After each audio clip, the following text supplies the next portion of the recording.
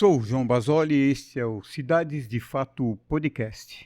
Quero agradecer aos ouvintes pela audiência. O tema do nosso episódio de número 160 é Cidades e a reflexão sobre a distribuição do orçamento público. Para falar desse tema relevante, está conosco hoje Cláudio Antônio de Mauro. Olá, Cláudio. É um prazer imenso tê-lo conosco. Seja bem-vindo ao Cidades de Fato Podcast. Muito obrigado, professor Basoli, pela oportunidade que me dá de conversar com os seus ouvintes, que certamente tem recebido, pelo que eu vi, mais de 160 gravações que devem demonstrar justamente essa qualidade do trabalho que você desenvolve. Parabéns, viu? E muito obrigado pela oportunidade. Eu que agradeço, Cláudio. Bom, Cláudio é geógrafo, doutor em Geografia Física pela Universidade de São Paulo, foi professor da Unesp de Rio Claro, em São Paulo, e na Universidade Federal de Uberlândia, Minas Gerais, atuando na área de Geografia Física e Gestão de Águas. Foi prefeito de Rio Claro, em São Paulo, por 2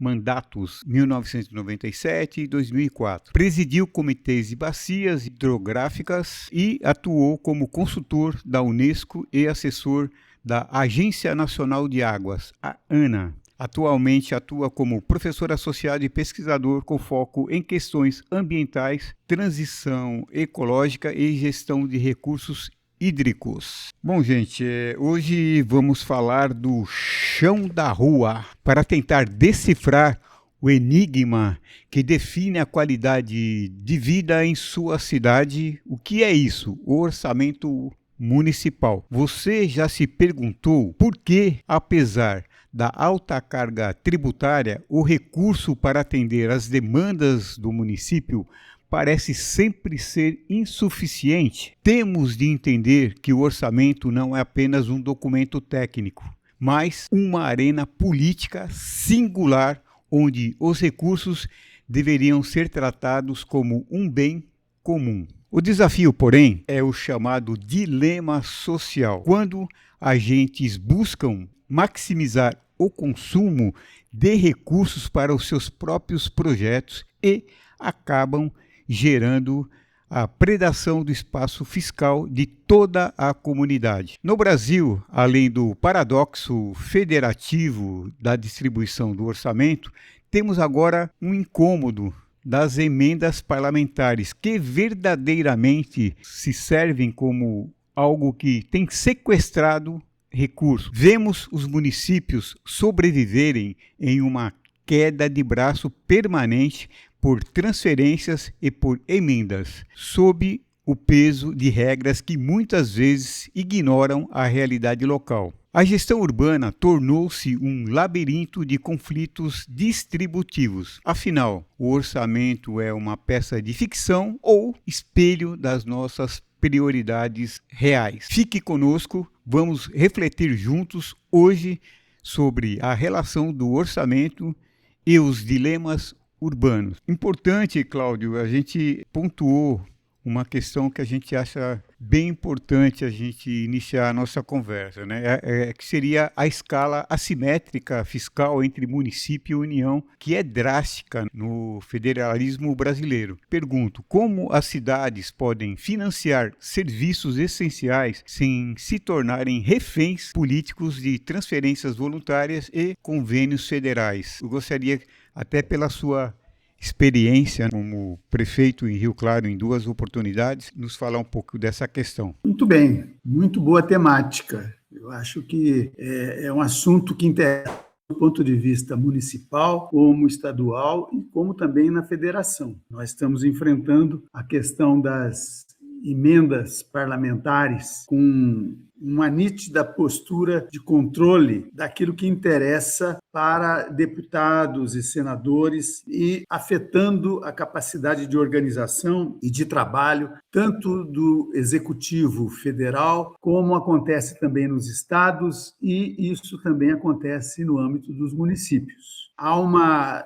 tendência de haver um controle maior sobre o orçamento, o que significa aumentar a carga de responsabilidades para o executivo, mas as benesses acabam sendo destinadas aos interesses parlamentares. Isso é muito ruim, porque, afinal de contas, não é esse o modelo de sociedade que nós criamos através da nossa Constituição. Os municípios, os estados e a União têm responsabilidades e os governantes, o executivo, têm um papel que precisa ser preservado no processo administrativo. Não pode ficar submetido ao interesse de grupos parlamentares. Claro que os parlamentares devem participar da construção do orçamento municipal, é deles essa responsabilidade, mas é muito importante que essa participação seja conjunta com os interesses e com os projetos que são elaborados pelo Executivo. Porque se os projetos do Executivo não forem realizados, nós teremos sempre uma distorção em relação à qualidade do trabalho que vai ser desenvolvido. E é importante, Basoli, nós levarmos em conta quem são efetivamente os administradores da cidade. Quem é que tem o poder na cidade? Nós temos, além do poder executivo e do poder legislativo e de alguma influência do poder judiciário, nós temos os locais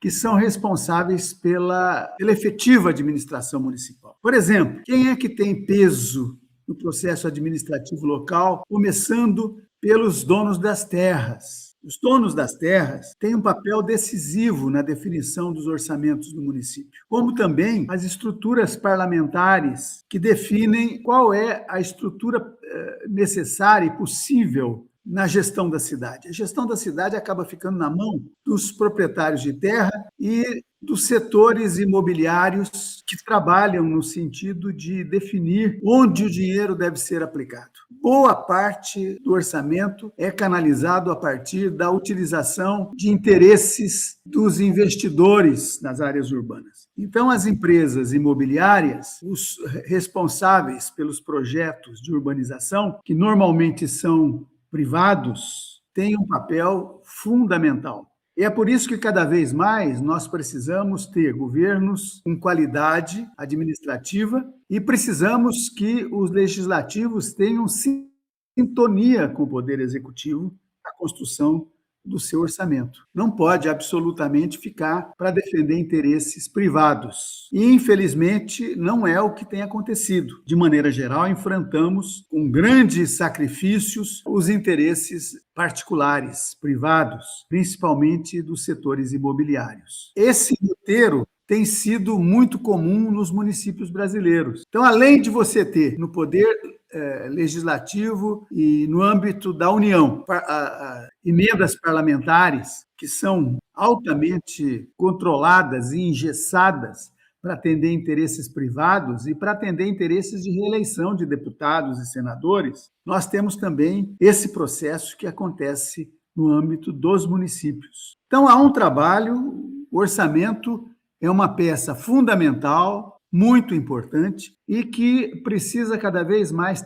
ser trabalhada. É por isso que nós, em Rio Claro, durante o período em que eu fui prefeito, nós implantamos o orçamento participativo, porque assim você chama a sociedade como um todo, os movimentos populares, para participar da elaboração do orçamento e diminui as ingerências privadas e os interesses particulares que atuam nessas áreas. Então, a sociedade como um todo ajuda na construção do orçamento. E, efetivamente, os poderes legislativos os parlamentares, ficam, de alguma maneira, pressionados pelo interesse popular. Não é uma coisa simples a se fazer. Eu digo para você que, embora eu tenha administrado 4 anos, fui reeleito, fiquei mais 4, então eu administrei por 8 anos, sempre com orçamento participativo, mas não é uma coisa simples. É alguma coisa que demanda muito trabalho. E nós da universidade, você como professor universitário, eu como professor universitário, nós estávamos habituados a fazer esses enfrentamentos. E chamamos a comunidade para participar. Então, é muito importante que a comunidade tenha o controle sobre os orçamentos junto com o Poder Executivo. Só, Cláudio, eu ia aproveitar essa colocação que você fez, porque, veja bem, de qualquer maneira, os parlamentares, na atualidade, né, têm escolhido políticas nacionais, né, como saúde e educação, para alocar emendas individuais nas bases locais, né? Então, esse modelo de paroquialismo orçamentário, realmente, eu pergunto para você, esse formato, ele realmente atende às demandas estruturante do tratamento do urbano, ou apenas privilegia aí obras de pequeno vulto com alto retorno eleitoral imediato? É exatamente isso que se pretende através das emendas parlamentares. É permitir que o parlamentar apareça no local, no lugar onde a população vota. E quando ele aparece fazendo destinação de emendas parlamentares, o seu nome fica em evidência e ele participa, inclusive, da administração desses recursos, né? Às vezes até de uma maneira indevida. Mas o que seria fundamental é que as emendas parlamentares, aquelas que têm sentido, porque há emendas parlamentares que têm sentido, mas para que elas possam ter uma presença e uma participação ativa, seria importante que fosse combinada com os projetos estruturantes do executivo. O executivo tem o seu projeto para a área da saúde, para a área da habitação, para a área da educação. E dentro desse projeto, as emendas parlamentares poderiam participar efetivamente e atender demandas que são, vamos dizer, levantadas pela comunidade. Nós fizemos o orçamento participativo e, juntamente com isso, fizemos também as conferências da cidade, onde a população aparecia ativamente para definir onde e qual era o rumo que deveria ser dado pela administração pública. E aí, então, efetivamente, as contribuições das emendas parlamentares pode ser importante, porque estará obedecendo aquilo que é definido pelo conjunto da sociedade em companhia do poder executivo. Mas não é bem assim que a coisa funciona, não é assim que tem funcionado. Eles têm, na verdade, feito, como você disse muito bem, destinações específicas, pontuais, que não atendem muitas vezes o projeto coletivo, e aí, efetivamente, isso é um desastre. Porque, veja bem, a interferência do uso das emendas parlamentares em obras sem planejamento, eu afirmo, elas estão interferindo diretamente na maioria das cidades. Por exemplo, aqui a gente tem visto isso com uma constância. Nós não teríamos que pensar em mecanismos que atrelassem esses recursos aos planos diretores, por exemplo, embora, como você bem colocou, orçamento participativo, de qualquer maneira, Cláudio, a gente não tem que repensar essas questões, porque, veja bem, é uma visão pessoal, é que a gente termina recorrendo a condições anteriores que deram certo. Não tenho dúvida, o orçamento ele foi importante, embora tem vários estudos que mostram que a média de 3%, né, que era discutido, é insuficiente, nós precisaríamos ter avançado muito mais no orçamento, mas assim, essa questão a gente não teria que pensar mecanismos que realmente nos dessem uma condição de discussão de forma mais preparada. Eu estou dizendo isso, eu vou passar aqui para você uma informação, nós estamos aqui apostando muito nos planos de bairros tal, e fazendo esse trabalho diretamente com a comunidade. E até num caminho inverso, tem a participação da prefeitura, enfim. Mas nós estamos vendo essa possibilidade como oferecer um preparo técnico para a discussão. Eu acho que falta um pouco disso. O político é essencial também, mas nós precisamos do preparo técnico. E, a partir daí, se criar novos mecanismos para que a gente consiga avançar, pelo menos no que é prometido no PPA, né? Plano Plurianual. Então, veja bem, o que nós descobrimos aqui nos últimos 3, 4 anos é que sequer o PPA, o orçamento demonstrado no PPA, chega nas periferias. Então, assim, talvez não seja esse um dos caminhos, a gente mostrar, ao invés da população simplesmente delinear o processo no sentido de mostrar o desejo, mas também dizer, nós queremos isso e tem dinheiro, por que não está sendo feito, né? Então, um pouco disso, não sei se eu estou viajando, Cláudio, mas a gente vê também a possibilidade de avançar nessa discussão definitivamente. Você tem toda a razão. A grande questão é que, embora a gente tenha movimentos populares, como você está dando exemplo, de um trabalho intenso, esgotante, porque realmente trabalhar na perspectiva dos movimentos populares não é uma coisa assim, demanda tempo e demanda competência técnica. Por parte de quem? Por parte dos administradores que se dedicam a esse tipo de projeto. Então, nós sabemos, a experiência de 8 anos que nós tivemos mostrou como nós terminamos os nossos governos de maneira esgotada, sob o ponto de vista da saúde porque a gente se dedica efetivamente e quer cumprir aquilo que está definido e assumido com a comunidade.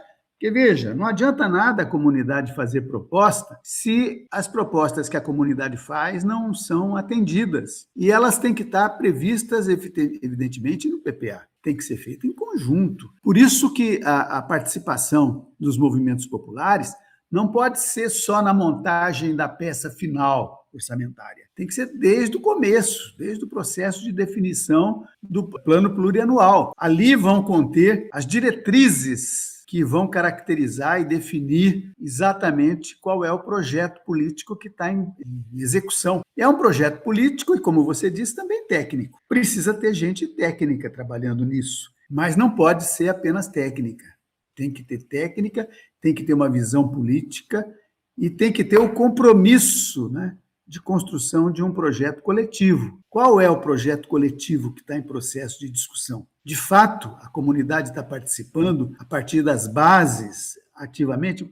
Você vê, Basoli, quando nós fizemos as conferências da cidade, quando o presidente Lula instituiu o Ministério das Cidades, vamos dizer, a conferência municipal, nós já estávamos fazendo a terceira lá em Rio Claro. Tanto é que a Raquel Ronick, em nome do Ministério da Cidade, esteve lá no encerramento da nossa terceira conferência. Só que é uma conferência montada a partir de 120 pré-conferências. Ou seja, todos os bairros, todos os núcleos de organização social, todos os movimentos de base participam na montagem do plano plurianual. E com isso, então, na Conferência da Cidade, você aprova, vamos dizer, a base do planejamento, base do projeto plurianual. Então, a sociedade tem que participar como um todo, desde o primeiro momento. E isso demanda, efetivamente, um pessoal técnico trabalhando. Hoje é aniversário de uma querida amiga nossa, certamente você conhece bem, a professora Hermínia Maricato, arquiteta brilhantíssima. E ela participou conosco do processo de construção da administração municipal, da presença e participação da comunidade. E isso implica, efetivamente, em assumir compromissos. Quer dizer, o poder público, o governante, tem que assumir compromissos. Não é uma coisa simples, porque você tem vereadores que não aceitam o orçamento participativo e a ingerência da sociedade como um todo, porque acham que não, nós fomos eleitos, nós é que temos que decidir. Não tem que chamar ninguém para ajudar a gente, nós somos competentes. Mas mais competentes eles serão à medida em que eles souberem respeitar o desejo e a vontade do conjunto, tiverem ouvidos para ouvir a comunidade, participar ativamente. Então, nós precisamos de vereadores que tenham essa visão. Então, nós realizamos 120 pré-conferências com propostas que eram apresentadas e que foram levadas para as plenárias finais, para serem aprovadas. Você imagina, em 2003, que foi meu último ano de governo, nossa conferência da cidade, ela teve 500 propostas para serem votadas. Então, imagina, a conferência final teve 8 noites para aprovar, para avaliar, que nem sempre aprovou, as mais de 500 propostas que foram elaboradas pelo movimento popular, em conjunto com o nosso plano orçamentário. Então, eram propostas que estavam perfeitamente adequadas ao nosso plano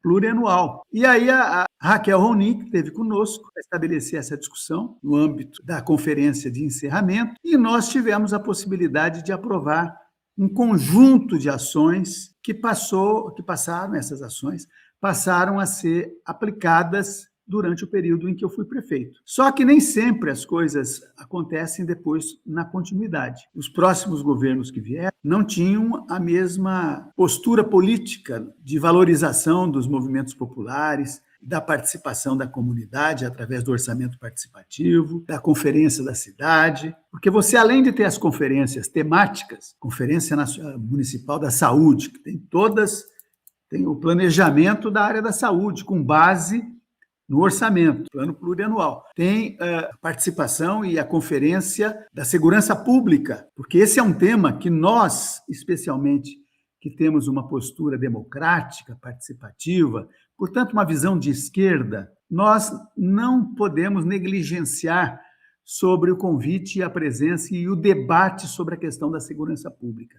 Embora a segurança pública seja de responsabilidade essencialmente dos estados, mas o município tem papel decisivo nisso também. E participa, e tem que ter um plano, o município tem que ter um plano. Então, você tem a Conferência Municipal da Saúde, a Conferência Municipal da Educação, a Conferência Municipal da Criança e do Adolescente, a Conferência Municipal dos Idosos, a Conferência Municipal da Segurança Pública, e, enfim, da saúde, da educação, enfim, todos os setores participam, contribuindo para a preparação do orçamento e com base, evidentemente, no plano plurianual. Essa é uma contribuição muito significativa que a comunidade dá e que faz com que a comunidade se sinta dona do projeto. E quando a comunidade se sente dona do orçamento, ela quer que o orçamento seja aplicado. Sim, sim, sim, tem total razão. Cláudio, eu vejo assim que o orçamento ele está cada vez mais distante dos planos diretores municipais.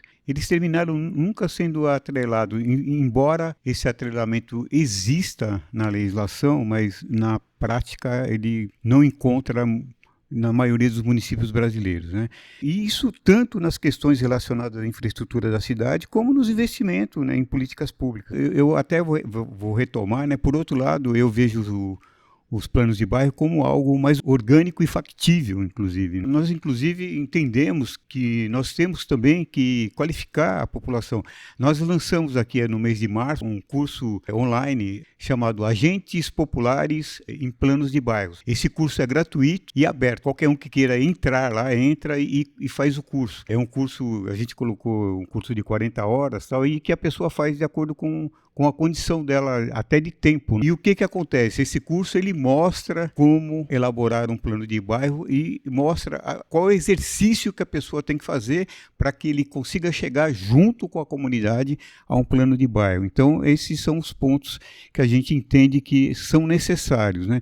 Então, será que não seria o momento de revisar esses conceitos? Não tenho dúvida que o plano diretor é essencial e que é um mecanismo que foi uma luta enorme de conquista, o Estatuto da Cidade, mas a gente não tem que revisitar aí esses conceitos e inovar alguns quesitos, pensando dentro de tudo que você colocou, inclusive de aproximar a população. Eu vou trazer como exemplo Palmas, está cada vez mais distante. Você coloca alguns pontos que são bastante interessantes. Vereadores, eles estão completamente distantes da população. A população ela não está tendo acesso, a não ser agora, principalmente esse ano eleitoral, né, que nós temos aí um derrame de emendas parlamentares. Então aí você tem algumas situações que eu entendo até como cooptação mesmo. Esses mecanismos, eu me incluo, né, enquanto universidade, a universidade não tem que avançar dentro desse processo para que efetivamente faça, estabelecendo um conjunto de medidas para que realmente a gente consiga ver algum resultado efetivo, porque veja bem, eu tenho acompanhado muito esse processo lá na comunidade, eles estão querendo resultados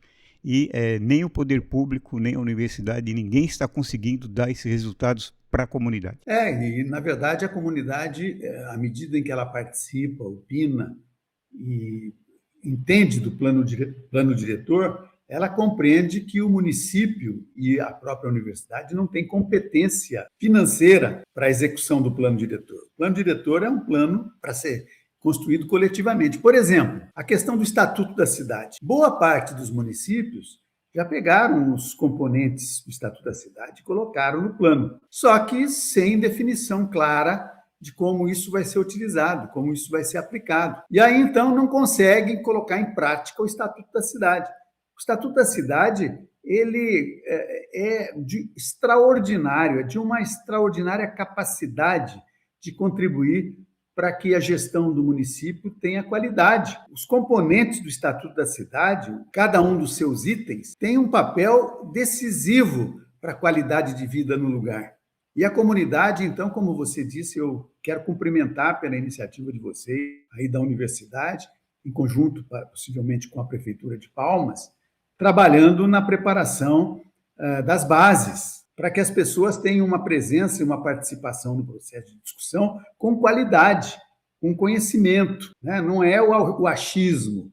Embora o achismo também possa ter espaço, mas não pode ficar preso ao achismo. Tem que ter componente técnico, tem que ter uma visão política. Qual é o projeto político que está em implantação? Isso é a base, fundamental.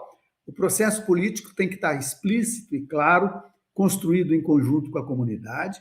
E depois, quais são os componentes técnicos que precisam ser levados em conta? Capacitação, efetivamente, dos movimentos populares, através dos seus representantes, para que a gente tenha uma presença significativa e qualificada. Então, vocês estão de parabéns aí com essa iniciativa de dar capacitação para aqueles que têm um interesse. E aqui em Rio Claro a gente fez um projeto chamado Vamos Conhecer Rio Claro. Então, antes de preparação do projeto de orçamento, nós convidamos a comunidade para participar conosco em processos de visitação aos bairros, para compreender o que está acontecendo na cidade. Então, eu fiz levei 20 mil pessoas para participar em atividades com ônibus. Então, você sabe que nós, como professores, somos craques em fazer trabalho de campo, né? Então, a gente punha as lideranças comunitárias dentro dos ônibus, eu tinha um microfonezinho para falar com eles, dentro do ônibus e fora, e nós íamos circulando a cidade mostrando os problemas existentes, para as pessoas compreenderem como a cidade é importante e como cada uma das regiões tem deficiências que precisam ser resolvidas. Porque muitas vezes a pessoa quer resolver o problema específico que tem no seu lugar de moradia, mas ela não sabe a gravidade da situação existente em outros bairros. Então precisa conhecer, e conhecendo você tem o comportamento muito construtivo por parte dos participantes dos movimentos populares para aceitar quais são as prioridades a serem implantadas. Então, eu insisto muito na necessidade de ter um governo participativo, mas que implique obrigatoriamente nisso que vocês estão fazendo, na capacitação. Agora, a capacitação precisa levar os setores comunitários para visitar os bairros, para visitar os problemas. Por exemplo, vamos conhecer Palmas e vamos circular pelos bairros. Essas pessoas que moram em determinados bairros, às vezes não sabem o que é a cidade. Só tem conhecimento do percurso que faz da sua casa para o seu trabalho, da sua casa para a escola, da sua casa para o centro da cidade, onde vão fazer suas atividades administrativas, mas a cidade como um todo, as pessoas às vezes não conhecem. E precisa conhecer para poder participar e opinar e contribuir efetivamente.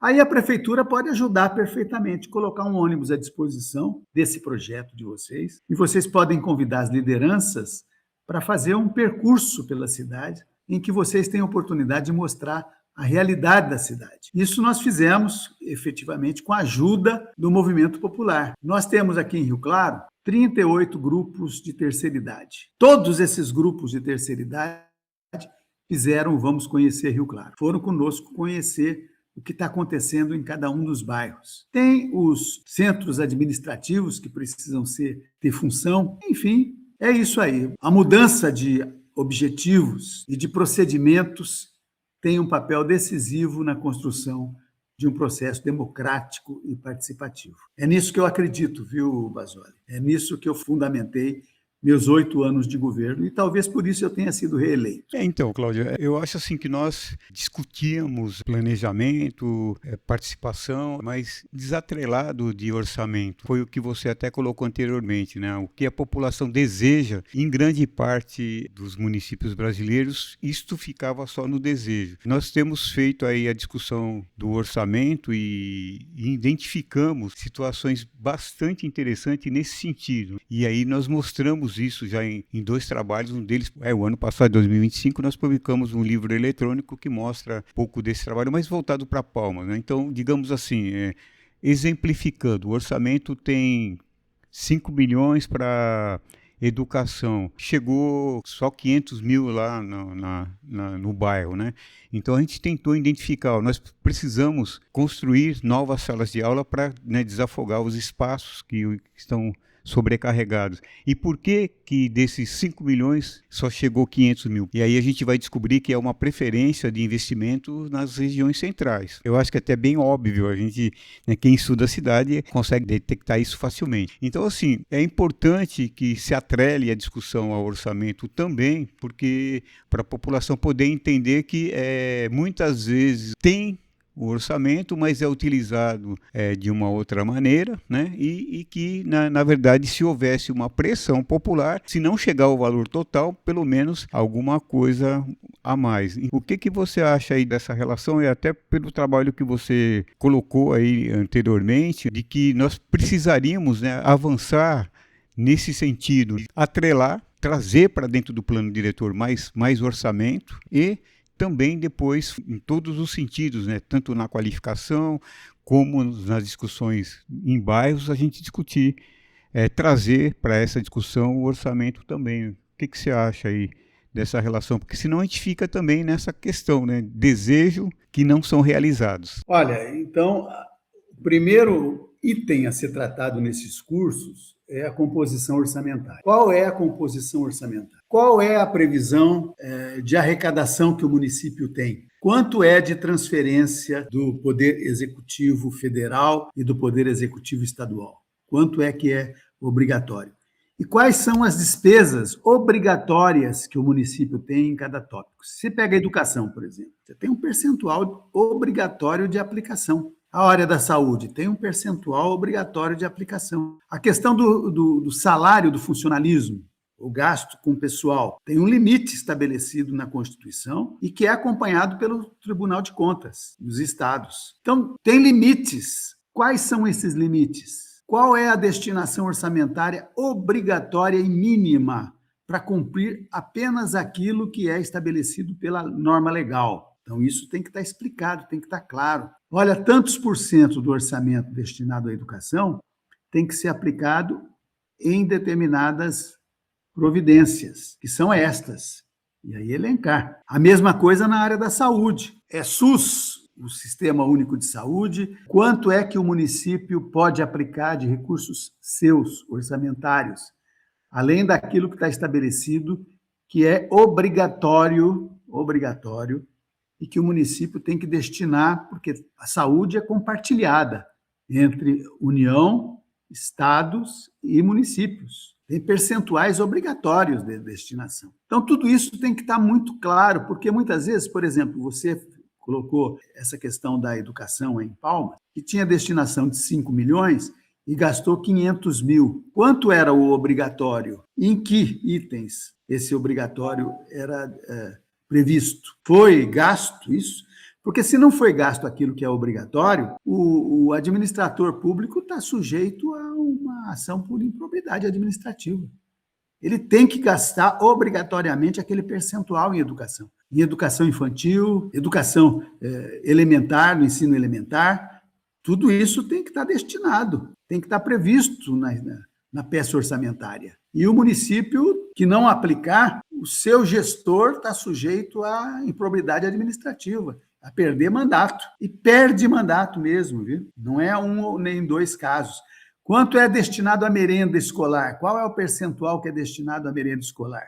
De onde vem o recurso para a merenda escolar? É um recurso que vem do Estado ou é um recurso que o município está aplicando? Como que o município vai complementar? Por exemplo, nós criamos aqui em Rio Claro, que depois passou a ser uma coisa obrigatória praticamente para todos os municípios brasileiros, na época do conselhão do Lula, o Lula tinha no primeiro mandato dele um conselhão. E ali nós encaminhamos a proposta para a merenda escolar que nós definimos em Rio Claro. Poderia haver uma aplicação de recursos financeiros sem processo licitatório, um percentual de recursos provenientes dos movimentos populares, da produção da reforma agrária. Então, quem está produzindo na reforma agrária tem que ter onde colocar o seu produto, senão não vai funcionar. E aí, uma das destinações da produção da reforma agrária é justamente a merenda escolar. Então, aí tem até uma capacidade de investimento praticamente livre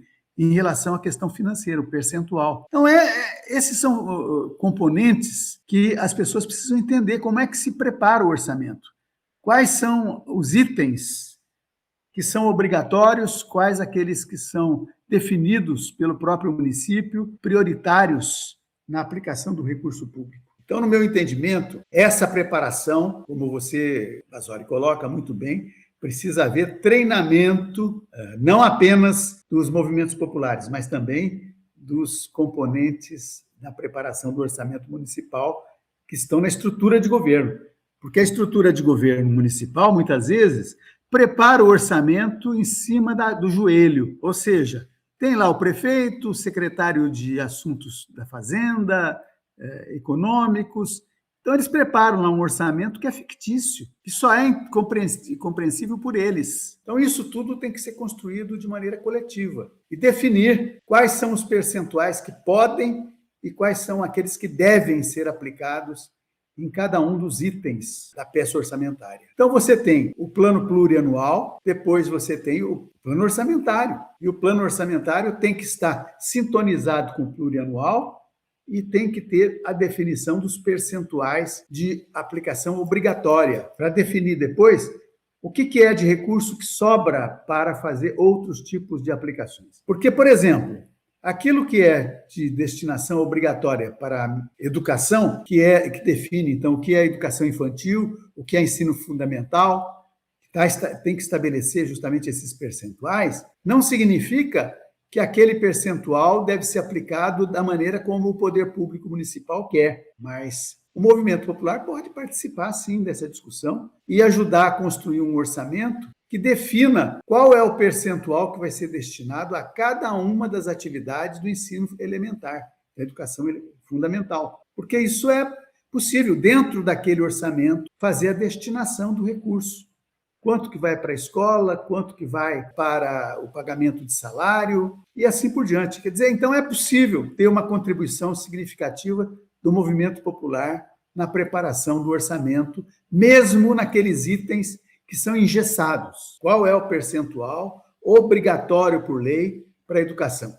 Qual é o orçamento obrigatório por lei para a saúde? Como essa obrigação pode ser construída de maneira a garantir que a lei seja cumprida e fazer a distribuição do recurso para ter uma providência justa e qualificada para a melhoria das condições de vida da população. Porque, veja, o orçamento é um instrumento fundamental de formação da cidadania. A população tem que entender o significado do orçamento, tem que entender onde o recurso e para qual item o recurso é destinado. Como é que a população pode controlar depois para verificar se esse dinheiro está sendo utilizado? No caso do orçamento participativo, Basório, nós tínhamos, além da montagem do orçamento, nós tínhamos o Conselho do Orçamento Participativo, que tinha como obrigação acompanhar a aplicação do recurso, saber se aquilo que tinha sido decidido estava sendo efetivamente cumprido. Porque muitas vezes, embora a decisão de quanto vai ser destinado a cada um dos setores seja uma destinação democrática, mas depois, na hora da aplicação, as coisas não são bem assim. Então, isso tudo é componente na construção, no meu entendimento, não apenas do orçamento, porque o orçamento, como eu disse, é uma peça importante na construção da democracia. Sem dúvida. Bom, eu gostaria de me dirigir aqui aos ouvintes, né, para que eles coloquem na sua agenda, do dia 17 ao dia 19 de junho, vai acontecer aqui em Palmas, na Universidade Federal do Tocantins, o 2º Simpósio Nacional de Planos de Bairro, com 3 mesas excepcionais, apresentação de trabalhos, inclusive submissões de resumos expandidos e cartazes estão abertos até o dia 30 de abril. Teremos visita técnica, enfim, e vamos mostrar o trabalho de planos de bairros que nós fizemos aqui em Palmas. Obviamente é um evento nacional, né? Nós teremos aqui várias representações e é um evento muito importante aí para se discutir este planejamento voltado para a localidade, né? Bem importante. E eu não poderia deixar de prestar uma homenagem pelo aniversário da Hermínia Maricato, desejar muita saúde e que ela continue nesse propósito de contribuir e nos inspirar aí para as lutas e debates dentro do campo das cidades. Então, acho que é bem importante. E, Cláudio, infelizmente, estamos chegando aí ao final do nosso episódio de hoje. E assim, gostaríamos de pedir, né, para que o nosso convidado, Cláudio, deixe aí uma indicação cultural. Eu pergunto, para você, Cláudio, o que são cidades de fato? Pois é, nós estamos numa fase em que temos que redefinir as nossas cidades. E isso implica também em redefinir os nossos processos de planejamento. As cidades, elas não estão obedecendo aquilo que é necessário para que nós possamos ter uma sociedade sustentável. As cidades, a urbanização, da maneira como se procede, como se processa, tem sido altamente predadora. E, com isso, os efeitos das consequências climáticas, as cidades têm contribuído muito significativamente. Como é que nós podemos continuar trabalhando com cidades que têm uma capacidade de emissão atmosférica para os efeitos estufa? O que pensar em termos de áreas de preservação permanente que precisam ser mantidas? Você sabe que eu fui recebido na USP, quando fui fazer o meu mestrado, pelo professor Aziz Absaber. Ele foi o meu primeiro orientador de mestrado. E a tese de doutorado dele abrange justamente a região do Alto Tietê e, consequentemente, mostra como a ocupação das várzeas do Rio Tietê não podiam ser feitas da maneira como estão sendo feitas. E ele mostrou, fez um plano interessante. E é por isso que eu insisto, Vasoli, que o problema não é saber o que tem que ser feito, mas é criar as condições de administração dentro dos princípios que sabem o que tem que ser feito. Infelizmente, a população, vamos dizer, os poderes públicos em São Paulo, sabiam que as várzeas do Tietê não poderiam ser ocupadas da maneira como foram ocupadas, que o rio Tietê não podia ter tido a sua baioneta retilinizada, e com isso graves problemas passaram a ser enfrentados. Infelizmente, as inundações, falta de solução dos problemas ambientais da região metropolitana de São Paulo estão justamente associados ao processo de ocupação dessas várzeas e de expansão da cidade. Então, as cidades não podem continuar trabalhando dessa maneira. Quando eu terminei o meu mandato em Rio Claro, eu deixei aprovado uma lei que definia a política municipal de recursos hídricos. Você sabe que nós temos a Política Nacional de Recursos Hídricos, a Lei 9.433, de 97, mas ela praticamente desconsidera ou não leva em conta o papel que os municípios têm que cumprir. E os municípios ficaram, então, praticamente se sentindo desalojados na política municipal, na política nacional de recursos hídricos. Mas os rios nascem nas cidades, nos municípios. Então, tem áreas de preservação permanente, tem nascentes que precisam ser preservadas.